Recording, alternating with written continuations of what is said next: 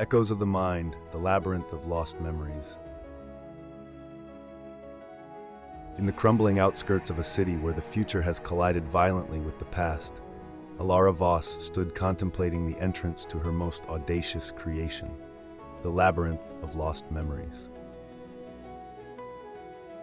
The Labyrinth, a marvel of psychological architecture, promised to delve deep into the caverns of the human mind, retrieving lost treasures of memory and identity. Its walls, infused with cutting-edge technology, shimmered under the twilight sky, creating an ethereal glow that contrasted starkly with the decay surrounding it. Elara, known for her pioneering designs, had a personal stake in this project. An enigmatic phenomenon had swept through her life, leaving the minds of her family as empty canvases.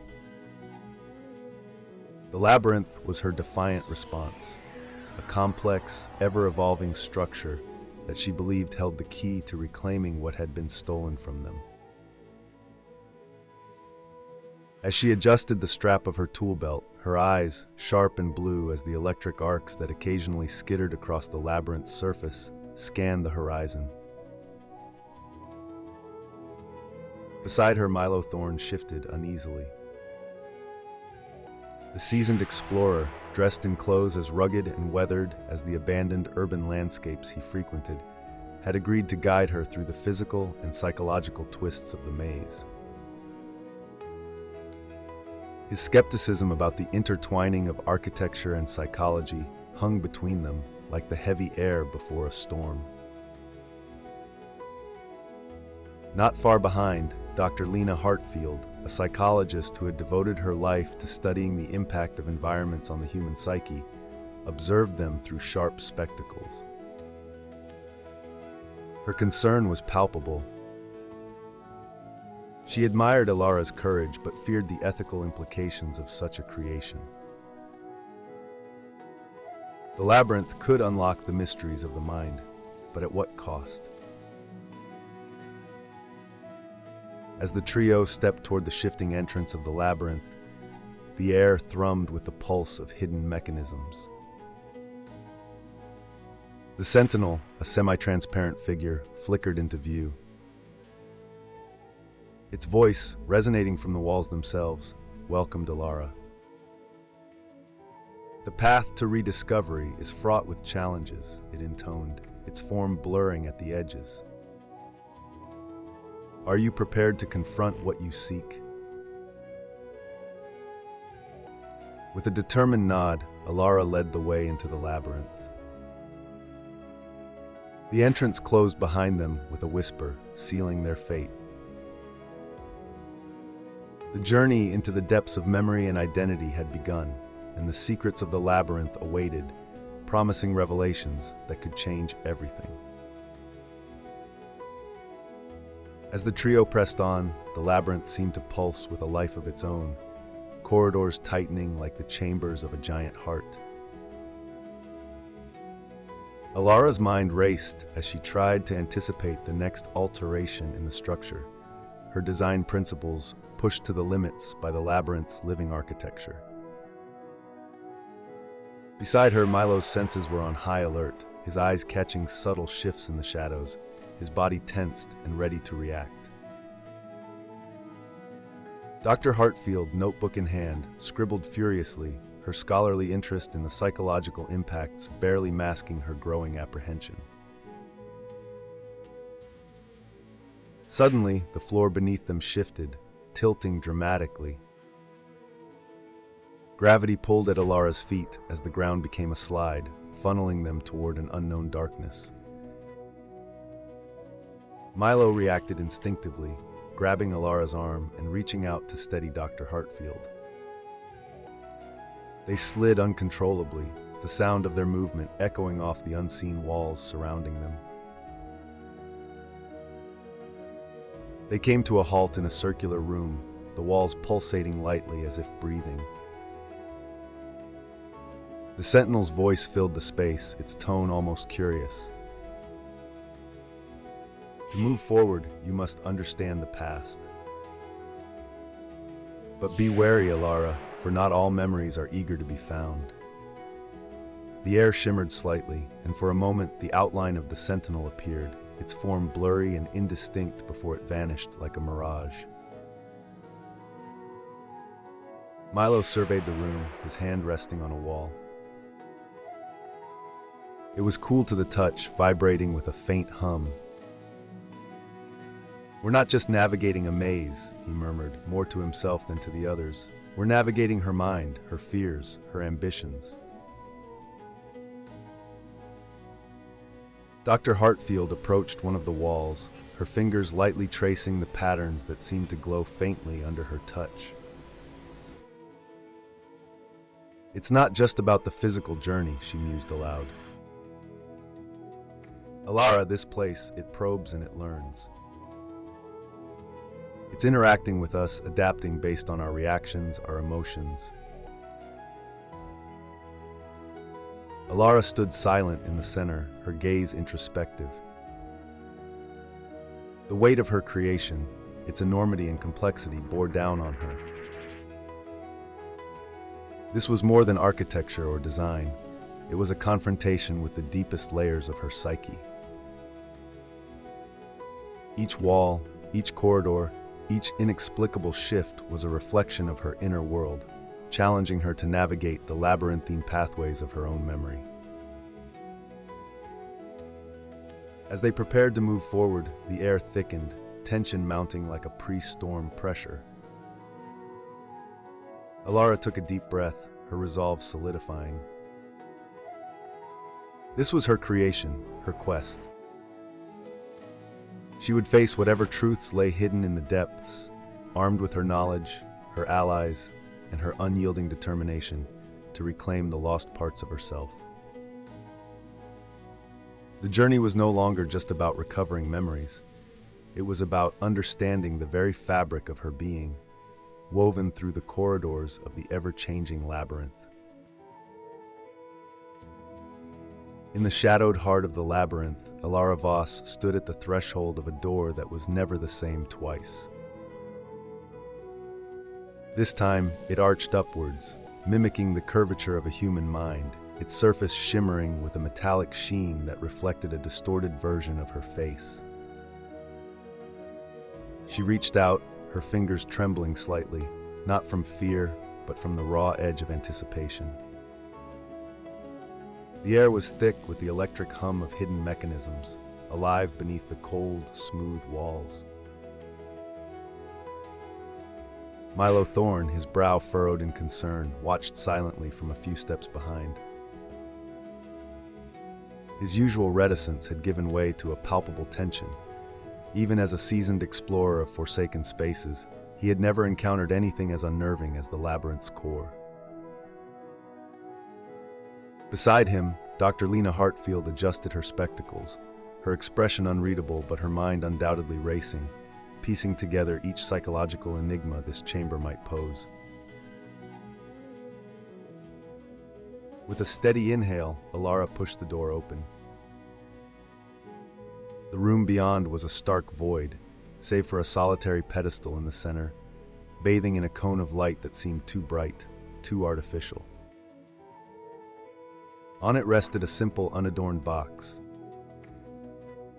The air felt denser here, charged with a silent expectancy. As she stepped forward, the room shifted subtly. Walls pulsed softly, like the slow breathing of a sleeping giant, and the shadows seemed to creep closer.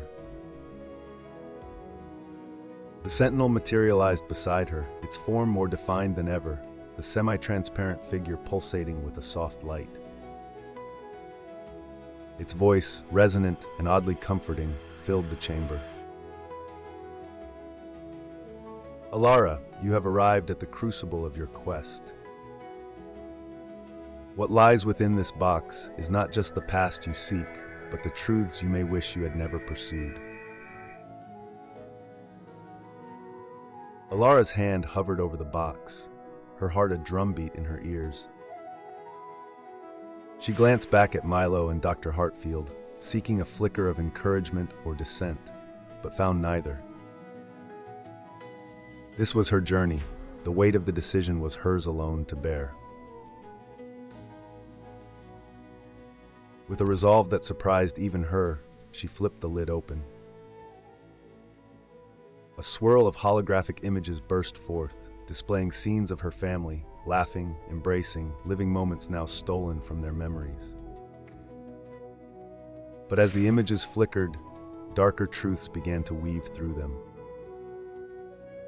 Conversations about the labyrinth, her family's fear of what it might become, their plans to shut it down for good, her father's voice, distorted by both the technology and the pain. "We can't let this go on, Elara." The room seemed to spin, and Elara staggered, her mind a whirlpool of conflicting realities and manipulated perceptions. The Sentinel's voice grew louder, more insistent. "Understand, Elara. Your creation did not just take memories. It sought to protect you from the truths you were not ready to face. Your family feared the power you wielded, the very essence of what you could become. They chose to forget, to save themselves and you from the ramifications of this knowledge." Tears blurred her vision, but her eyes remained locked on the shifting scenes, her past, her pain, all laid bare in cruel clarity. Milo stepped forward, reaching out as if to steady her, but she waved him away. This confrontation was hers. The labyrinth was hers, her creation, her tormentor, her teacher. As the last of the images faded, Elara felt a sweeping release, as if a long-held breath had finally been let go. She faced the Sentinel, her voice steady. "I built you to challenge me, to make me confront my fears. Now I see that my greatest fear was facing the truth of what I've done." The Sentinel, its job done, slowly dissolved into the air, leaving a quiet so profound it echoed through the chamber like a solemn bell. Elara turned to her companions, her eyes clear, her resolve firmer than ever. "Let's finish this," she said, "not just for my family, but for everyone whose memories were lost in this labyrinth."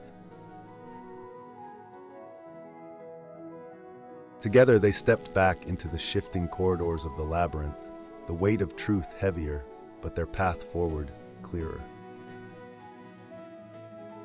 Dr. Hartfield scribbled notes, her mind already turning over the implications of what they had witnessed, while Milo kept a watchful eye on the shifting walls, his respect for Elara deepening with every step they took. The labyrinth awaited, no longer just a puzzle to be solved, but a path to redemption.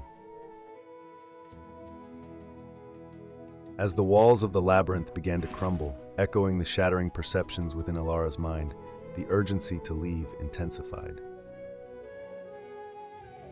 With each step, the ground under their feet threatened to give way, passages morphing into narrow gorges at a moment's notice. The labyrinth, once a masterpiece of architectural and psychological complexity, now seemed nothing more than a collapsing ruin. Elara, her mind a whirl of fractured memories and revelations, felt the weight of each step as if moving through water. The knowledge that her family's memories were not lost, but stolen and manipulated for experiments, had left her reeling. Yet there was no time to dwell. "Keep moving," Milo's voice cut through the thickening air, his hand gripping hers with reassuring strength. Dr. Hartfield, keeping pace, added layers of her own academic calm to the escape, periodically checking on Elara's mental state, reminding her to focus on the here and now. The Sentinel, which had been a constant, if cryptic guide, now flickered in and out of visibility like a failing light. Its voice, however, remained clear. "Your journey does not end with the labyrinth," it intoned, echoing off the walls that groaned under their own weight. This spurred Elara onward, her resolve hardening. Milo, utilizing all his skills as an urban explorer, led them through a particularly treacherous section where the floor seemed to drop from under them. They leaped across gaping faults in the earth, each jump a leap of faith in his judgment. When they finally glimpsed daylight through a narrowing corridor, the outside air seemed nothing short of miraculous. The boundary between the oppressive confines of the labyrinth and the expansive freedom of the world outside marked not just a physical transition, but a profound psychological shift for Elara. She paused at the threshold, the light washing over her, casting long shadows that mingled with the darkness behind them. "It's over," she whispered, not just signifying their escape, but also acknowledging her internal battle. The labyrinth might have collapsed, but so too had the barriers she had built around her understanding of her past. With Milo's steady presence beside her and Dr. Hartfield's thoughtful nod, Elara stepped into the light, a fractured but unbroken version of herself, ready to face whatever lay beyond.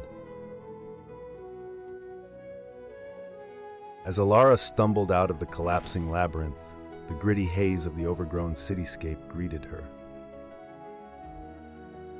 Her clothes were torn, her face smeared with the exhaustion of her ordeal. Beside her, Milo's normally stern face bore an expression of disbelief at their narrow escape, while Dr. Hartfield, ever the composed scholar, scribbled frenzied notes, her hands trembling. The labyrinth, once Elara's magnum opus, now lay in ruins, a twisted pile of ambitions and dreams, its secrets buried beneath rubble. Over the following weeks, as the dust settled both literally and figuratively, Elara found herself frequently gazing out at the city's skyline from her high-rise studio. The experience within the labyrinth had reshaped her, like a flame sculpting glass. She knew now that the mind was not a playground for architects or anyone else. It was sacred, resilient, yet vulnerable. With this epiphany, she began drafting new blueprints, this time for spaces that encouraged reflection and self-discovery rather than manipulation. Meanwhile, Milo returned to his explorations, his steps a bit more cautious, his eyes revealing a glint of newfound respect for the unseen forces that shape our perceptions. Dr. Hartfield continued her research, her theories now enriched by the harrowing experiences within the maze, her papers eagerly awaited in academic circles. Yet as Elara watched the uneven distribution of light and shadow across the city, she pondered the stark contradictions of their society. The city, with all its advanced technology, still neglected the well-being of its citizens, the labyrinth merely a symptom of a greater malady. As she turned from the window to her drawing board, Elara considered the idea that perhaps the most intricate mazes are not made of walls, but of the choices we navigate between right and wrong, progress and integrity. Her hands, once used to creating confinements, now worked to draft gateways. For those who walk similar paths of creation or discovery, the crucial lesson lies in understanding that the most profound impacts occur when we build to uplift, not to confine.